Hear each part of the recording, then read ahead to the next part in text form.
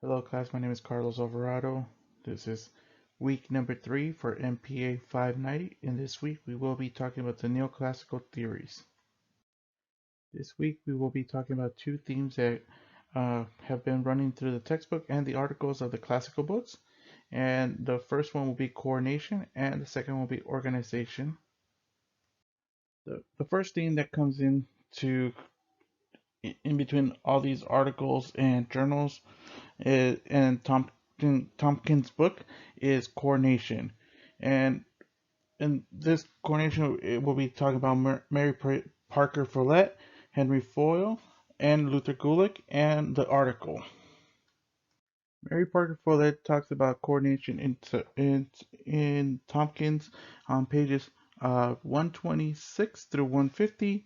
And one way that Mary Parker Follett is kind of different than the others is that she kind of is more of the workers are and the management are kind of working together, and they not with the manager being on the top of the board on the hierarchy. They're more um, it's a more side to side working together, spreading ideas and sharing them. And one of all those ways is by integrating their differences and then also compromising between each other and seeing getting to get the job done. Henry Foyle had a different approach than Mary Parker Follett. He did have the 14 administration principles. One of them is on how he coordinated work was having division of work, having a unity of command, and having unity of direction. So by having these, he has workers being managed by management and supervisors telling the workers what to do. And so there, it's not more. It's from coming. All the instructions are coming from the top down to the bottom.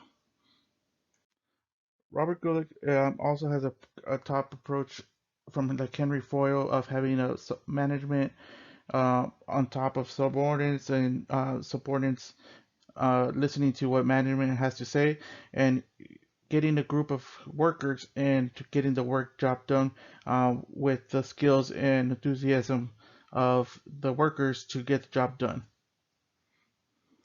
In the article I found by Nancy Roberts, she looked into coordination with using the internet, and I found this kind of interesting because now that we're more in a technology environment, especially now after COVID, um, organizations are being forced to do a lot to everything through the internet, and so this article goes on to show how it used the internet to coordinate relief help in Haiti, and then how it used the technology and used management and how work was still able to be coordinated out with the with technology of the internet.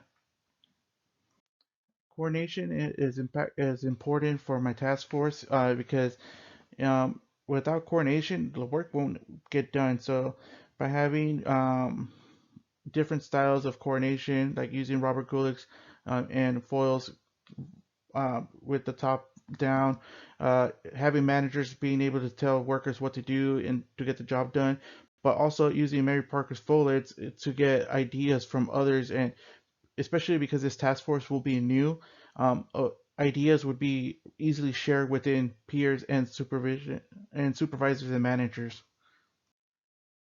Organization is another theme that I found, and this one a theme is based on what information that's the to get the job done is going to be needed to get like from the the people, the tools, the the right equipment to get the job done. Robert Gulick uses organization in his POSCORE acronym, and organization is getting all of your workers and being able to subdivide all the work and having assigning management and supervisors and just getting everything ready to be arranged and set on how you're going to do the job. And this is a very important step in uh, management. Henry Foyle also talks about organization of how it is important because, and this is where he talks about subdividing work between members, creating a hierarchy of authority, so everybody knows who is their management and also how many workers they're going to be under them, and also for subordinates, they also know on who to go for leadership. And he also talks about how organization involves not just the human part, but it also involves the materials. So, like equipment, if they're in, depending on the departments, each department might have different different things, but in the end, they all manage some type of human interactions and some type of material. In the article I found by Charles Hooner, he talks about how, in order to be able to manage a governmental or other service organizations, there's got to be some type of organization throughout where you're able to organize and write down all the information of your task or that needs to be done by the job by the workers and management in order to get this task to be completed, and also it needs to be able to get tracked, and with or the organization of having creating procedures and rules and regulations and that people could follow and management can enforce and implement.